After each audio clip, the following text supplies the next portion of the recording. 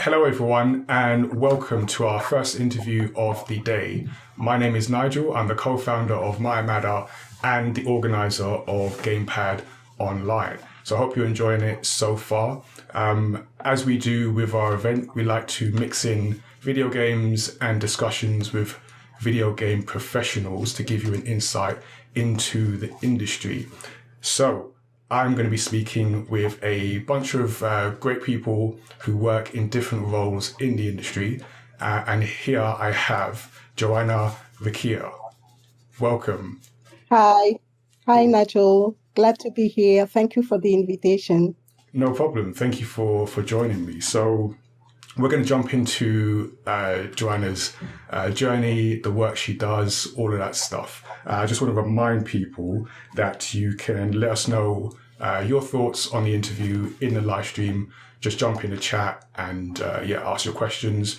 We also have our Discord, which you're welcome to join and carry on the conversation during and after the interview. And as always, you can just shout your questions at us on social media. We are mayamada on Twitter and mayamada on Instagram. Now let's go get to know Johana.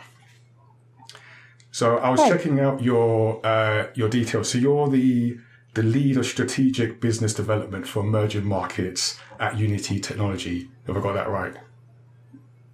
That's right. So I now we don't really say emerging market. We say Middle East and Africa, or as I like to call it, the opportunity markets. The opportunity markets. Okay. So it's the opportunity markets, I think, for a lot of industries, but particularly for the gaming industry.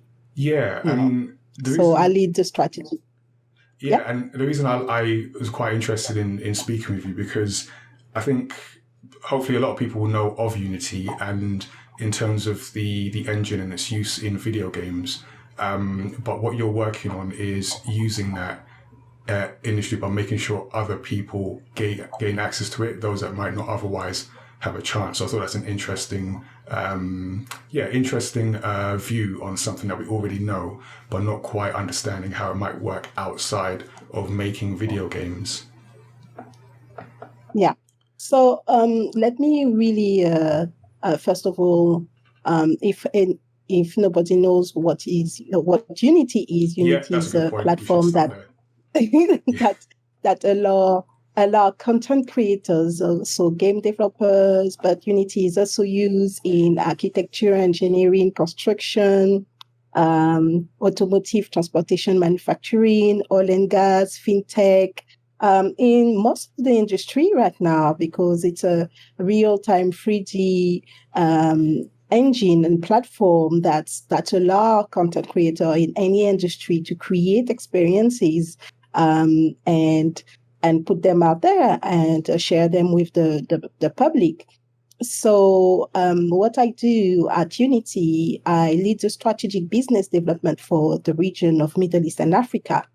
And what we currently do, we partner with government and large companies in the region to transform their economy in creating ecosystem that we create sustainable employability and self-sufficiency. So there is a big social impact behind that. Mm-hmm. There is a civil government mandate in that region that really have that focus in terms of creating in tech innovation.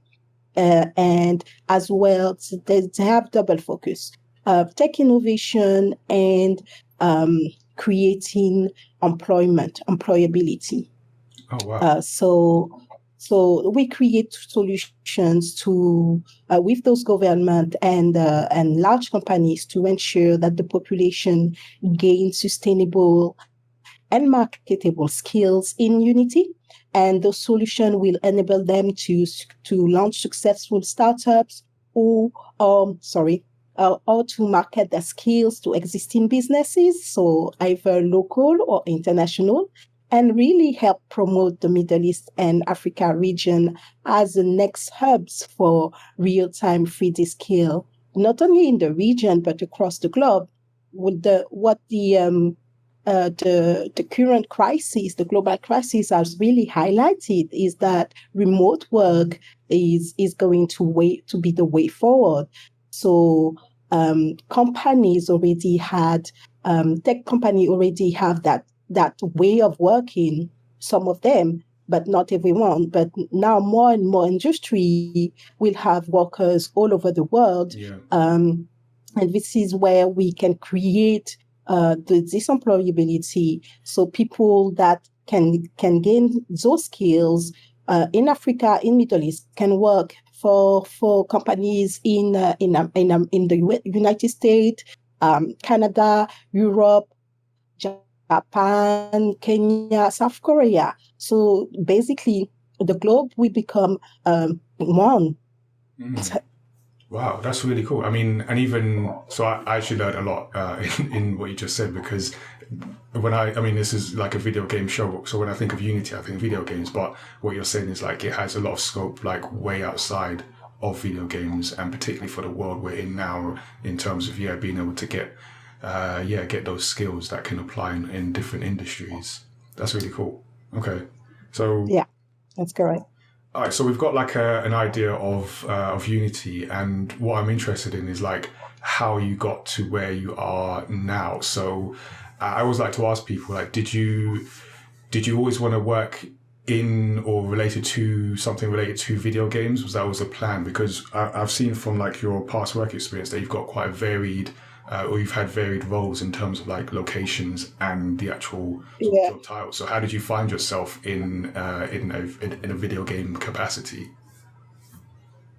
Funny enough, it's really random. I live in Brighton, in the southeast of the UK, the England, I would say, and I was contacted by a recruiter. Basically, I'm in sales, and so I was contacted by a recruiter. I'm French, and they were looking for someone who speaks French and Spanish, and so I was fitting in that description.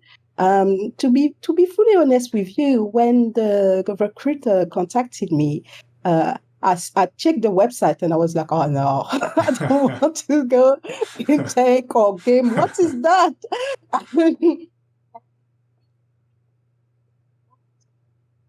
3 weeks to actually reply to his LinkedIn, because he actually contacted me by LinkedIn. Yeah.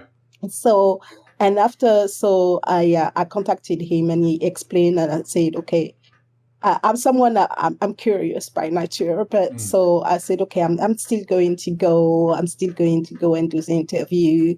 So I went to do the interview, and it really looks like a great company, and the product and services at that time was really looked great. So I told myself, why not?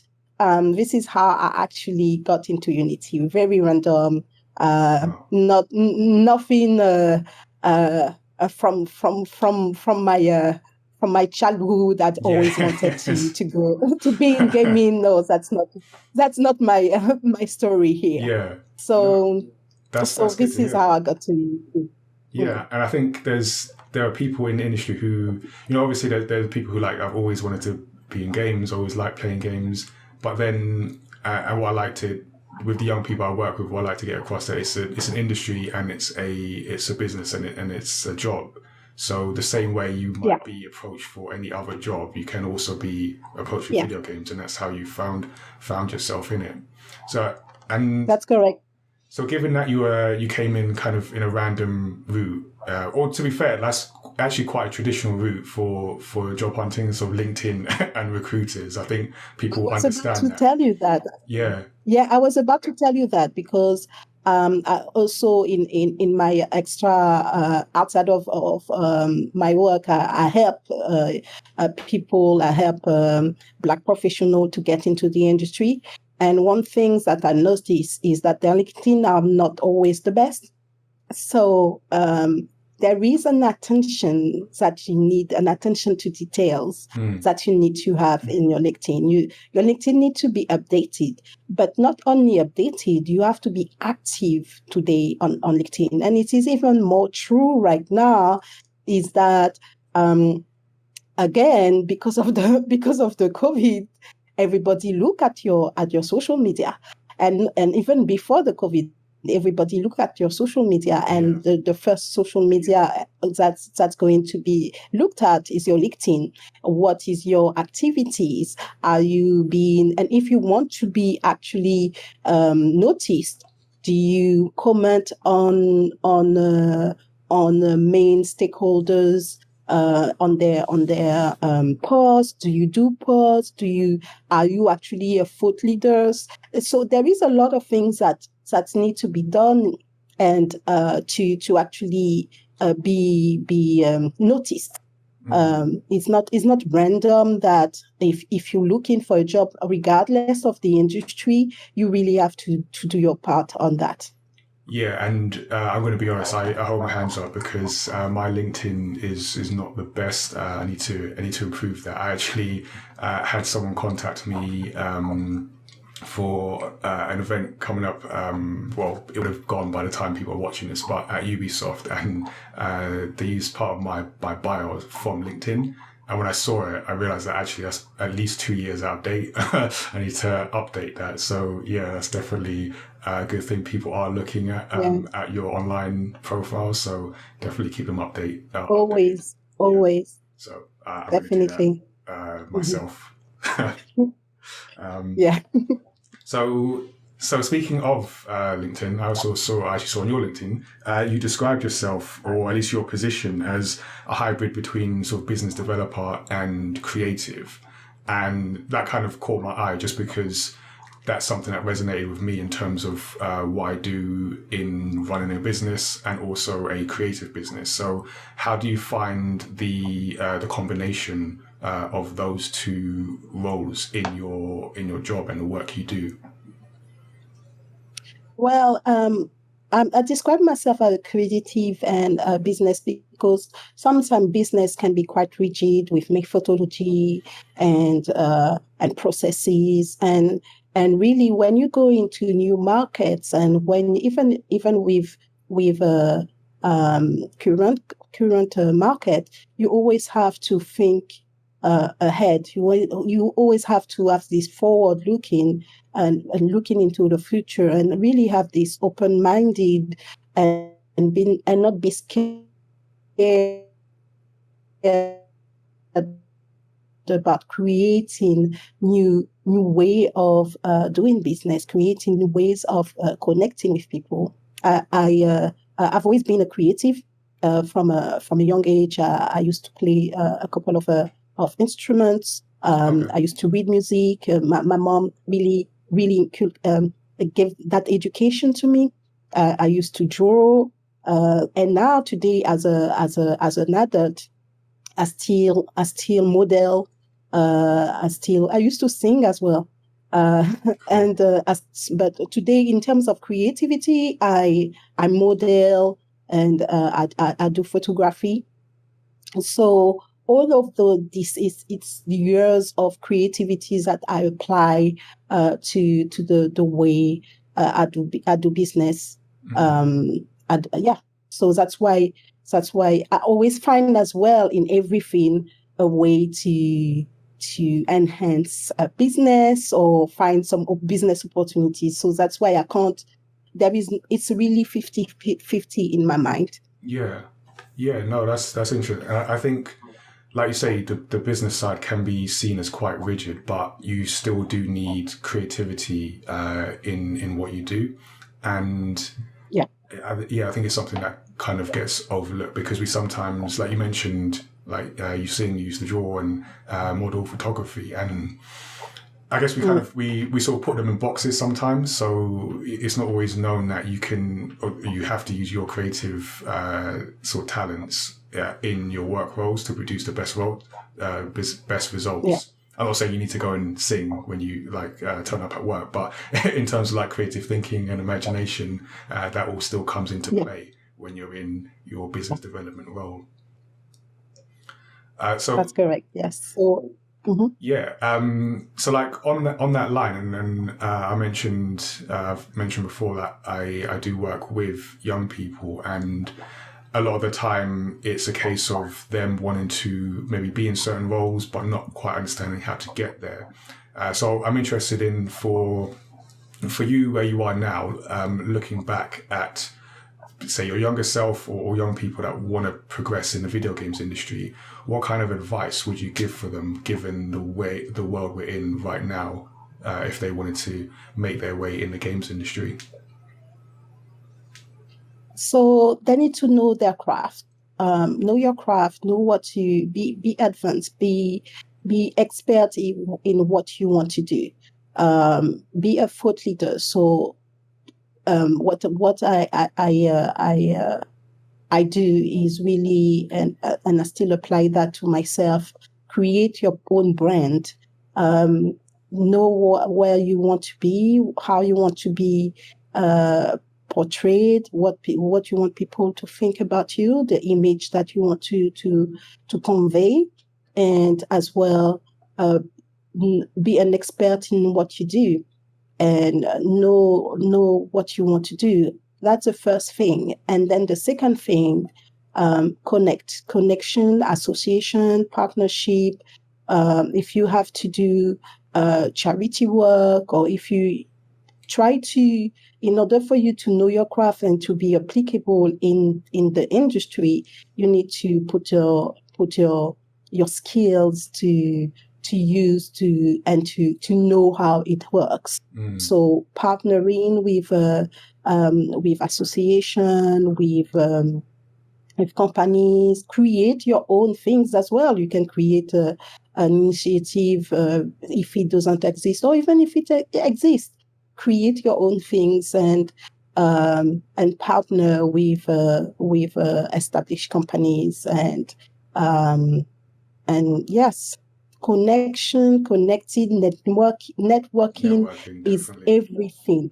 Networking is everything, and like that, your name will be named in rooms that you haven't been, but because you have been able to showcase your skill, to show your expertise, to build your brand, and to network with the correct person, you will then be able to have more opportunities. No, I totally understand. I'm also taking mental notes at that. Yeah, definitely know your craft, and networking is so important. So you spoke about your work in opportunity markets like the Middle East and Africa.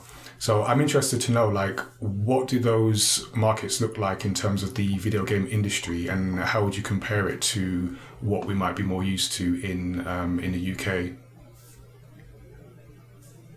The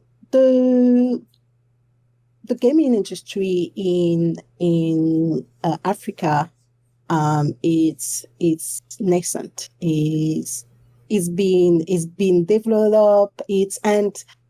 To be fully honest with you, since the last 5 years that I've really had a focus on the African game development industry, it has grown tremendously.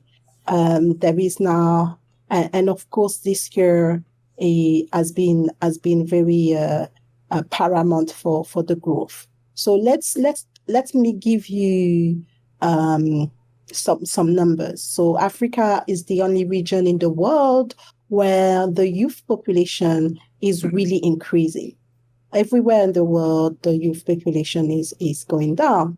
And by 2050, the African young population, basically those who will be aged between 0 and 24 years old, will increase by nearly 50%.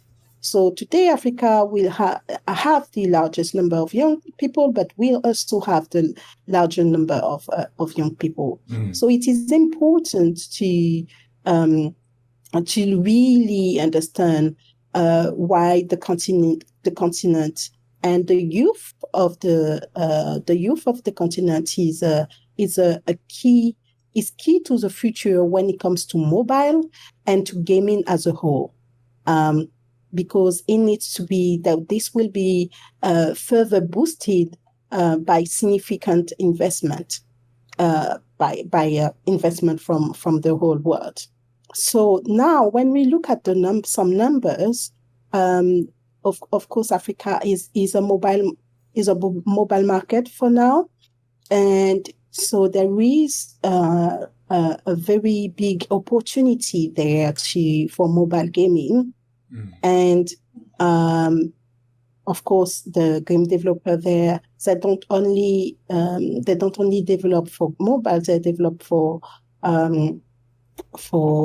console and PC, and there is still there is a lot to do, but there is 3 key that need which is important in order to develop talent on the continent.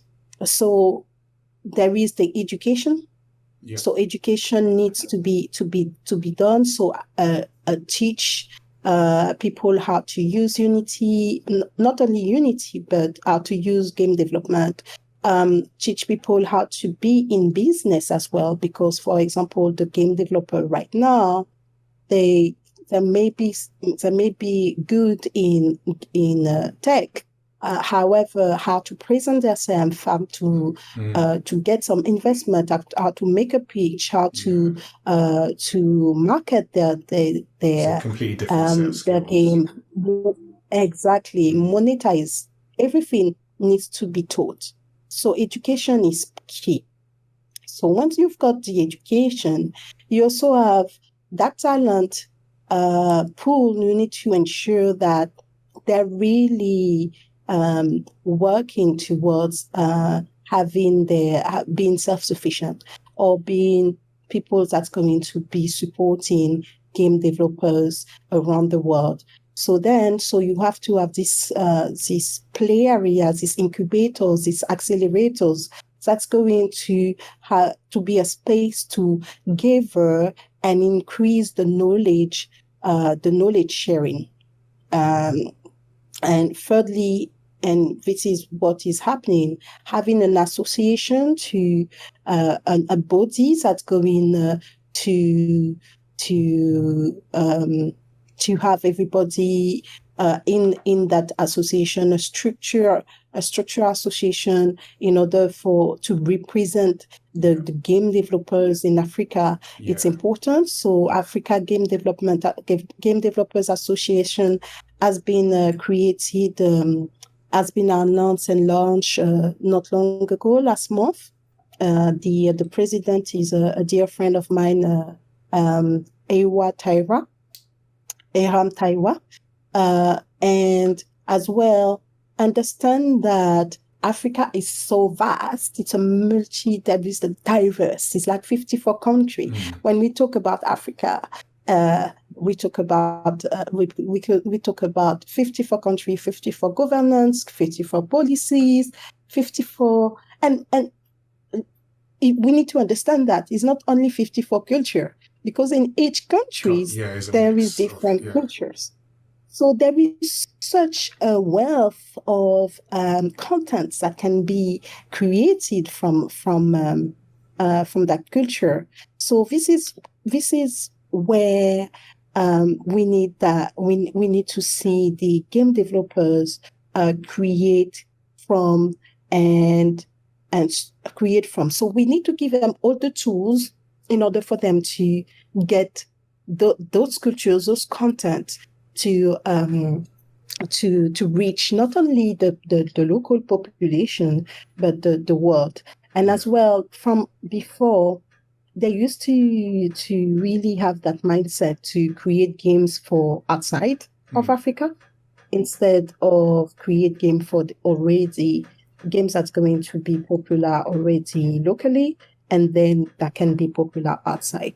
Yeah. So that there was this will to only focus on the international market, but now there is and several bodies are really explaining that it is best and a good strategy to create content made by African, for African. Yeah. Okay. So to reply to your question, there is a lot there is a lot of work to be done. There is A lot of now potential.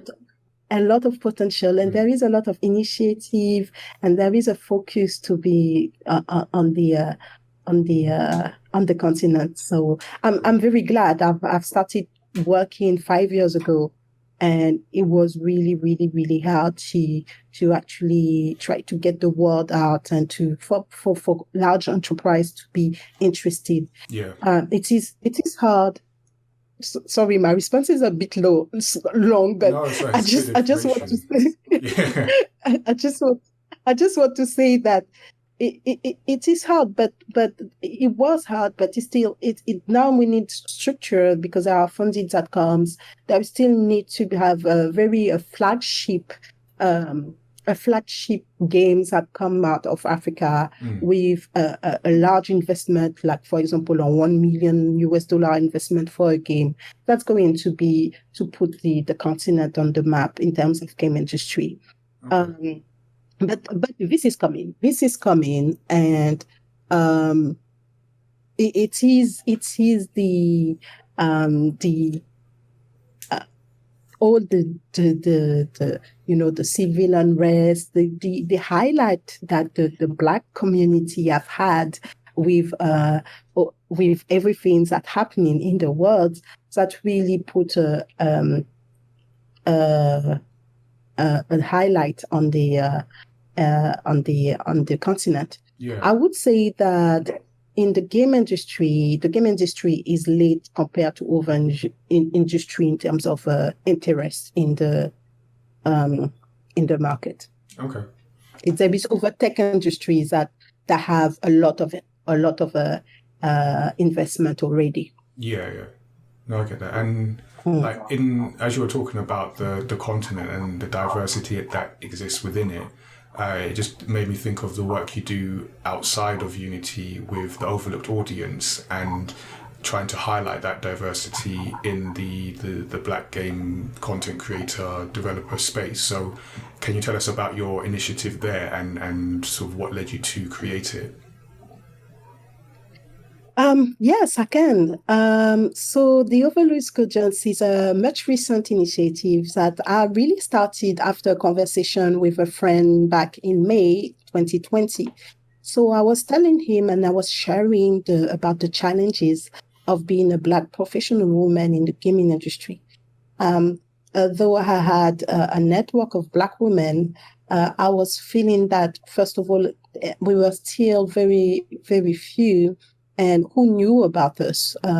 What could we do to really talk about the Black professional woman? There, we know about the content the content that's being used by Black women, but in order to really decrease that misogynoir phenomenon among the players, among the gamers, we need to have representation as well in the whole pipeline of the gaming industry.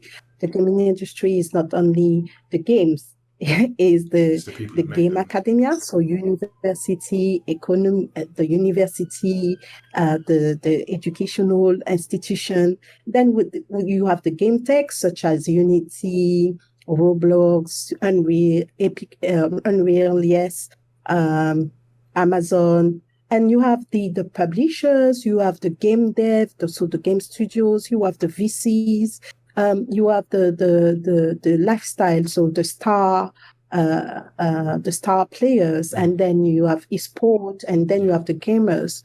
So in order to really ensure that we are represented everywhere and really decrease that phenomenon, we need to really have we need to really have this image and brand. And as I was to come back to the first question, the first solution that I was giving, it is branding. So ensuring that Black women are seen, ensuring that Black women can talk at events, can be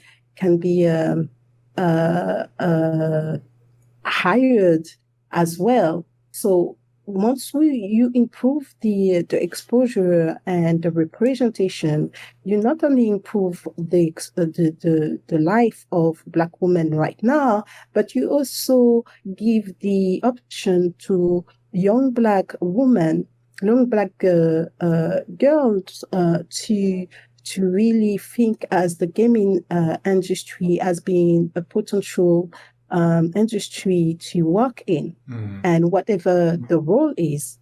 As I said, I'm not a developer. I'm a business development, and in the gaming industry, there is HR, there is there is marketing, there is everything. There's every every job role within that.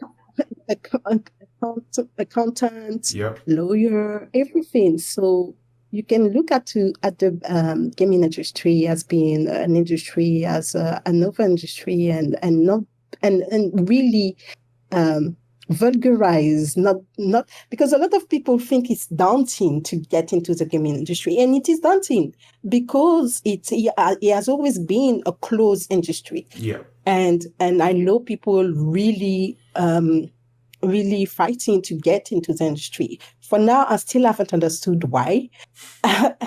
So I have some ideas, but yeah, there is a lot of work to do, and that's why some question came to my head. Sorry, is the experience of all Black women in the gaming industry the same? Do we really have a community to support for recruitment, retention, growth? How are we being recognized? Are we being recognized? And how can we face the challenges that we have today and celebrate our victories as well? So basically, the next morning after this conversation that I had with my friend, I tweeted looking for Black women in the gaming industry. And the response for that, I'm not a very big Twitter user, and it was unprecedented. So I had 120,000 plus impression, 3,700 plus engagement on that. So I was really gobsmacked. And it shows the demand, like the demand for that space, for that representation. Yeah, exactly. So the work I started. So I started interviewing Black women around the world. I had to ask my 20-year-old son to help me because I still have my full-time job. Yeah. And this was really, actually at that time, this was 4 weeks before the highlight of the systemic racism and the civil unrest at the end of June. Yeah. So for now, what I would say since June and now, there have been a huge progress. But the work needs to continue. We need to have resilience. And me today, in order for me to continue that, I'm looking for content curators, developers, community managers, because it's still a sheer amount of work. And I can't do that alone, or it's going to be slow. Yeah. So it has slowed down a little bit. It's always slow progress, but I've seen some of the content that you put up, and it looks good. So I mean, we can put the links in our video description so people can check that out. And if you are a Black female in video games, you know where to go. So. Well, I'll send you my email address because I'm currently creating my own website to really highlight the social impact works that I do. So the African game development, advocacy, the Overlord audience, and on top of that, I also help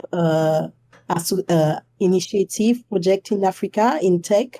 I help them with investment from my personal funds, and also with consultancy.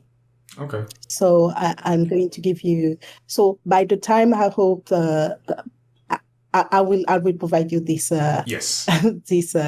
this website. Yes. Cool. So by the time you're watching this, we'll have all that ready, and it will be in the show notes. Exactly. Cool. Exactly.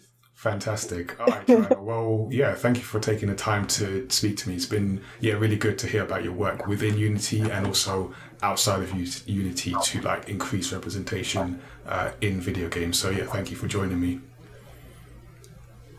Yeah, thank you. Thank you for having me. Thanks a lot, No Nigel. worries. And yeah, for anyone watching, you can send us your feedback in the comments. You're welcome to join our Discord where you can continue the conversation on this and the other interviews we do. And if you have liked hearing my voice, you can also check out our podcast, Story X Story, where we talk about stories across pop culture, plus have interviews with creators in different industries like video games. So you can check that out at mayamada.com/storyxstory. And until next time, we will see you all later. Hey there, I'm Nigel from mayamada. Thanks for watching our video. Don't forget to subscribe and check out the other great videos we have on the channel. You can also join the GamePad Discord and check out the next event at gamepad.events. We'll see you soon.